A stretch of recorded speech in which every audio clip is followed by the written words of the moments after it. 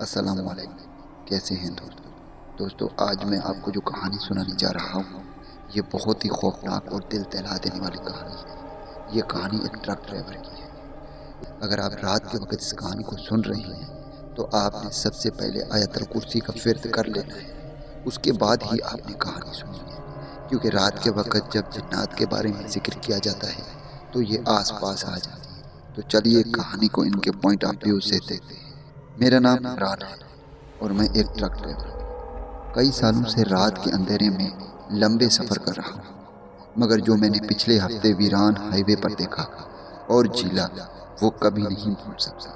یہ سب کچھ آپ سب کو اس لیے سنانے جا رہا ہوں، شاید تم میں سے کوئی کبھی اس راستے سے نہ گزرے، کیونکہ وہاں کچھ ایسا ہے جو انسانی عقل سے باہر ہے۔ وہ رات عام راتوں کی طرح تھی۔ میں لاہور سے کراچی کے لیے مال لوڈ کر کے نکلا تھا۔ راستہ لمبا تھا، مگر مجھے ہائی وے کی تنہائی کی عادت ہو چکی تھی۔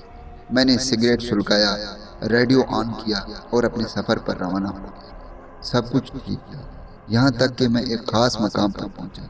یہ وہی جگہ تھی جس کے بارے میں کئی کہانیاں سنی، مگر میں نے کبھی یقین نہیں کیا تھا۔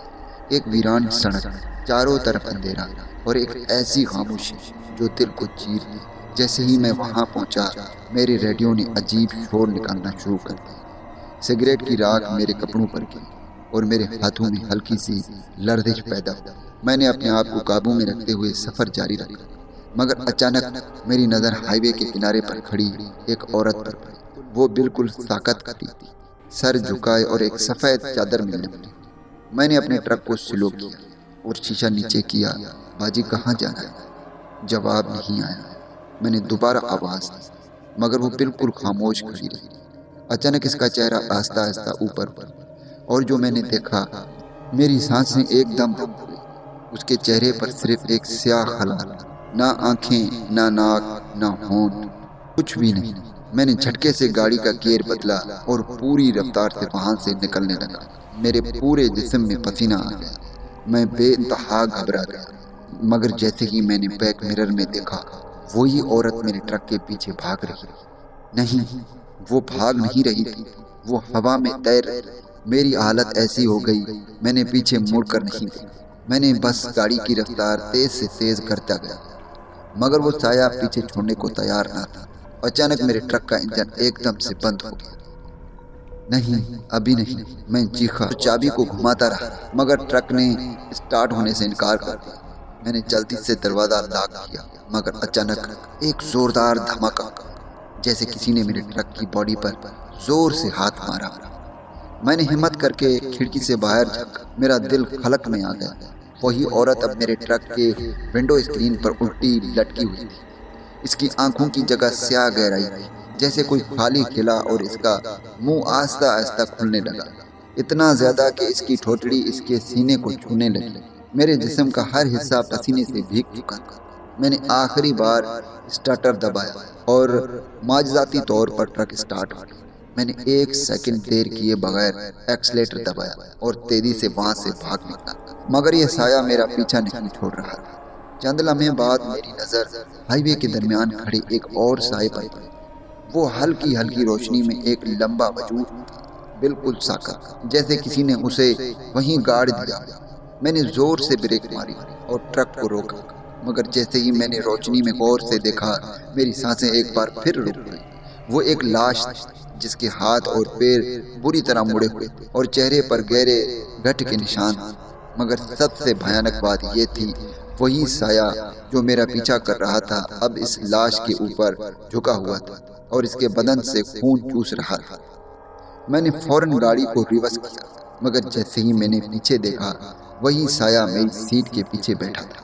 تم نہیں بچو گے، ایک سرگوشی میرے کانوں میں گونجی۔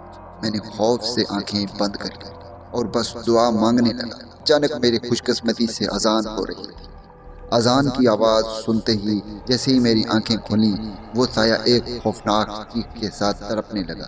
اس کے جسم سے جیسے دھواں نکلنے لگا اور وہ اپنی جگہ پر مڑنے لگا، جیسے کوئی چیز اسے جلا رہی ہو۔ میں نے دیکھا کہ اس کی سیاہ آنکھوں کی جگہ انگارے دہکنے لگے تھے اور وہ تکلیف میں بلبلا رہا تھا۔ نہیں، یہ نہیں ہو سکتا، یہ آواز نہیں، یہ روشنی نہیں، اس نے کرکراتے ہوئے کہا، اور پھر ایک دھماکے کے ساتھ دھواں بن کر غائب ہو گیا۔ میرے پسینے چھوٹ رہے تھے، دل اتنی زور سے دھڑک رہا تھا کہ لگتا تھا سینہ پھٹ کر باہر آ جائے گا۔ میرے ہاتھ کانپ رہے تھے، مگر میں نے ہمت کی اور ایک بار پھر ایکسیلیٹر پر پاؤں رکھا۔ انجن عجیب آوازیں نکلنے لگا اور میں نے پوری طاقت سے ٹرک کو آگے بڑھا دیا۔ ہائی وے پر دور دور تک اندھیرا تھا، مگر میرے اندر ایک بے چینی تھی کہ شاید وہ سایہ ابھی بھی قریب کہیں چھپا ہوا ہے۔ چند کلومیٹر تک میں نے پیچھے مڑ کر نہیں دیکھا۔ دل میں خوف تھا کہ اگر میں نے پیچھے دیکھا اور وہ دوبارہ نظر آ گیا تو شاید میں زندہ نہ بچ سکتا۔ مگر میری پریشانیاں ابھی ختم نہیں ہوئی۔ میرا فیول گیج خطرناک حد تک نیچے جا چکا تھا۔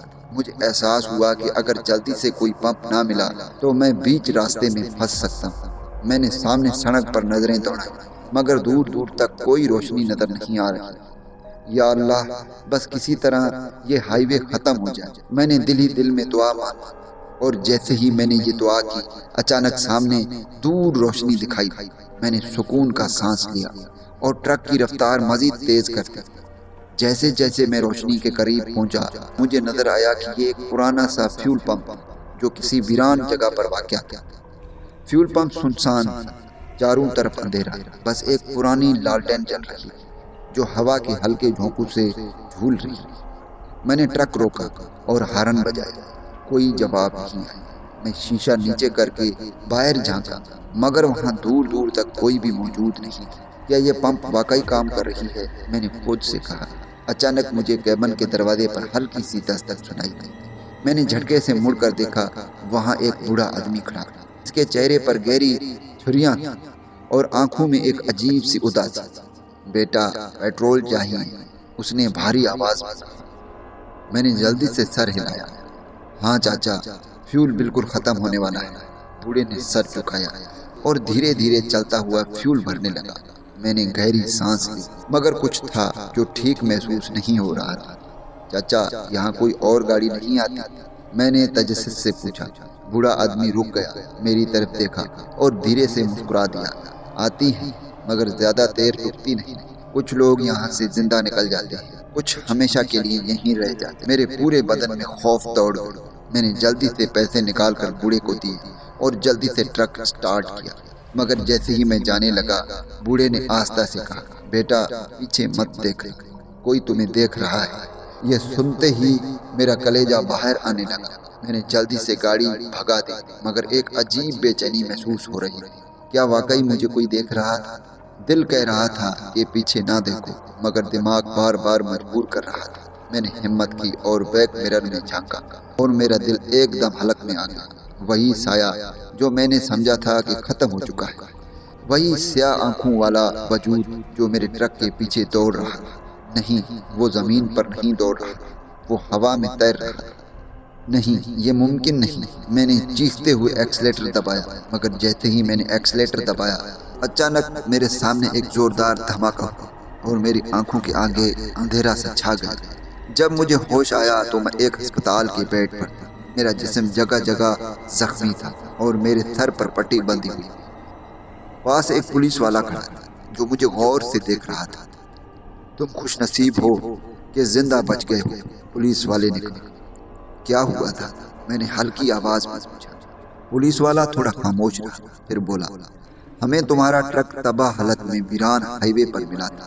کوئی زندہ نہیں بچ سکتا تھا، مگر تمہیں کوئی وہاں سے نکال کر ہسپتال چھوڑ گیا تھا۔ کون؟ میں نے کانپتی آواز میں پوچھا۔